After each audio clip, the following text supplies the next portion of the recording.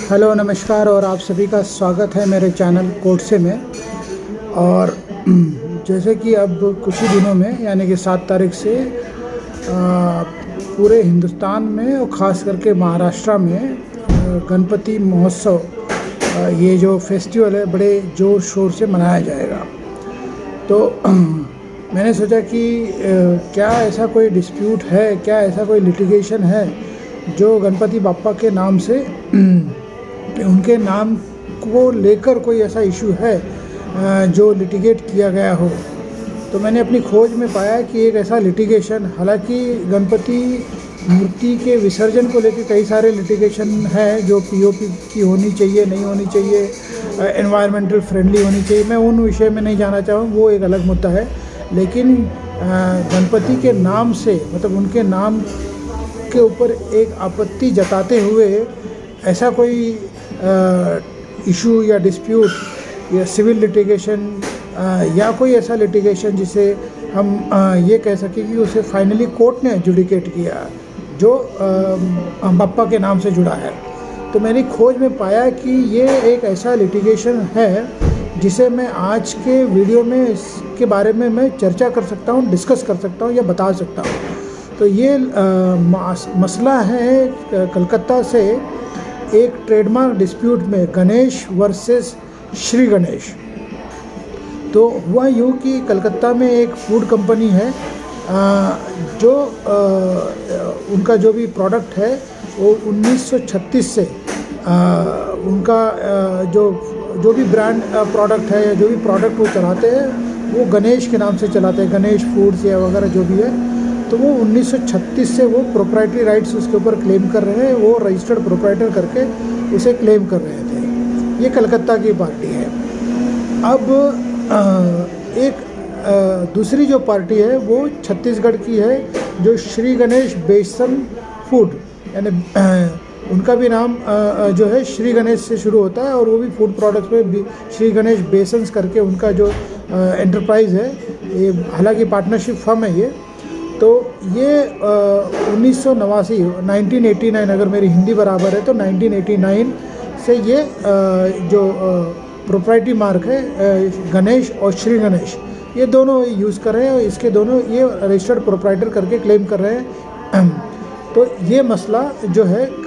जब ये जो कलकत्ता की पार्टी है उनकी नज़र में या उनके संज्ञान में आया कि ऐसी एक छत्तीसगढ़ की पार्टी है जो सिमिलर या उनके एलिगेशन के हिसाब से डिसेप्टिवली सिमिलर इस तरह का उनका अपना रजिस्टर्ड प्रोप्राइटरी मार्क या ट्रेडमार्क यूज़ कर रही है ये छत्तीसगढ़ की कंपनी। तो उन्होंने कलकत्ता हाई कोर्ट के सिंगल बेंच के सामने पासिंग ऑफ और इन्फ्रिंजमेंट का जो है सूट फाइल किया, जिसमें मोशन निकाल के एड इंट्रीम रिलीफ के लिए उन्होंने प्रे किया। मोशन यानी कि इंट्रीम एप्लीकेशन होता है जिसके तहत आप तुरंत रोक लगाने के लिए अर्जी कर सकते हो अगर वो मार्क इन्फ्रिंजमेंट का केस बनता है प्राइमा फेसी व्यू में या डिसेप्टिवली सिमिलर कॉन्सेप्ट में। अगर वो फैक्ट्स ऑफ द केस के हिसाब से पर्टिकुलर ट्रेडमार्क बनता है तो फिर वो आपको स्टे जो है आपके प्राइमा फेसी व्यू के बेसिस पे दिया जाता है। तो वो मोशन उन्होंने निकाला और जिसमें सिंगल बेंच ने ये जो कलकत्ता की पार्टी है गणेश फूड्स, इनकी बातों को मानते हुए ये जो रेस्पोंडेंट है जो छत्तीसगढ़ की पार्टी है उनके खिलाफ स्टे दे दिया। अब ये स्टे मिलने के बाद में इससे वो प्रेजुडिस हुए और ऑब्वियसली एग्रीड होते हुए उन्होंने डिवीज़न बेंच के सामने अपील दायर की जो सिंगल बेंच के ऑर्डर के खिलाफ थी। कलकत्ता हाई कोर्ट के डिवीज़न बेंच में जब ये मसला पहुंचा तो डिवीज़न बेंच ने कुछ तथ्य जो है सुने दोनों पार्टी के, और फिर डिवीज़न बेंच का अपना मानना था कि जो गणेश नाम है वो डेटी का नाम है और डेटी के नाम पे किसी की मोनोपोली नहीं हो सकती, किसी का एक्सक्लूसिव राइट नहीं हो सकता। तो इस लिहाज से और एक जेनेरिक नेम है, कॉमन नेम है, तो इसलिए आप उसके ऊपर कोई एक्सक्लूसिव राइट या प्रोप्राइटरी राइट क्लेम नहीं कर सकते। तो इस बात को मानते हुए उन्होंने एक बैलेंस्ड अप्रोच रखते हुए जो इंजंक्शन सिंगल बेंच ने दिया था उसे ओवरटर्न कर दिया, उससे खारिज कर दिया और रिस्पोंडेंट जो जिनके खिलाफ ये सिंगल बेंच ने ऑर्डर दिया था, वो जो अब इस वक्त डिवीज़न बेंच के सामने अपीलान करके आए थे, इनके फेवर में ऑर्डर दिया और उन्हें वो जो मार्क है श्री गणेश, ये जो ट्रेडमार्क है उसे यूज़ करने की अनुमति दे दी और उनके प्रोडक्ट को उस नाम से बेचने की बनाने की अनुमति दी गई, यानी कि सिंगल जज का ऑर्डर जो है खारिज कर दिया। अब इस मसले को लेकर ये जो है कलकत्ता की पार्टी जो यहाँ पे डिवीज़न बेंच में रिस्पोंडेंट करके थी और सिंगल बेंच में अप्लीकेंट करके थी, तो ये जो कलकत्ता की पार्टी है जिनके खिलाफ डिवीज़न बेंच ने ये ऑर्डर पास किया, यानी कि सिंगल बेंच का ऑर्डर ओवरटर्न कर दिया, तो ये सुप्रीम कोर्ट में SLP फाइल करते हैं और SLP फाइल करते हुए ये सेम कॉन्सेप्ट को दोहराते हुए जो उन्होंने सिंगल बेंच के सामने दोहराया था उसी को वो रखते हैं सिंगल बेंच के सामने जो उन्होंने प्लीडिंग्स की थी जो और डिवीज़न बेंच के सामने जो उन्होंने तर्क किया था उनके फेवर में सेम चीज़ को दोहराते हुए सुप्रीम कोर्ट में वो आते हैं। जस्टिस MR शाह जो उस वक्त के जज थे, अभी हाल ही में रिटायर हुए हैं, रिटायर हाल ही में क्या उनको 1 साल हो गया रिटायर होते हुए, तो ये 9 मई 2022 को जब जस्टिस MR शाह की बेंच पे ये मसला आया और इस पर काफ़ी लीडिंग स्टॉलवर्ड्स IPR के काउंसिल थे, सुधीर चंद्र अग्रवाल एक जाने माने काउंसिल थे, वो असिस्ट कर रहे थे मुकुल रोहतगी साहब को, मुकुल रोहतगी साहब लीड कर रहे थे इस याचिका को सुप्रीम कोर्ट में। तो उनको सुनने के बाद में ये जो सुप्रीम कोर्ट की बेंच है जस्टिस MR शाह की, उन्होंने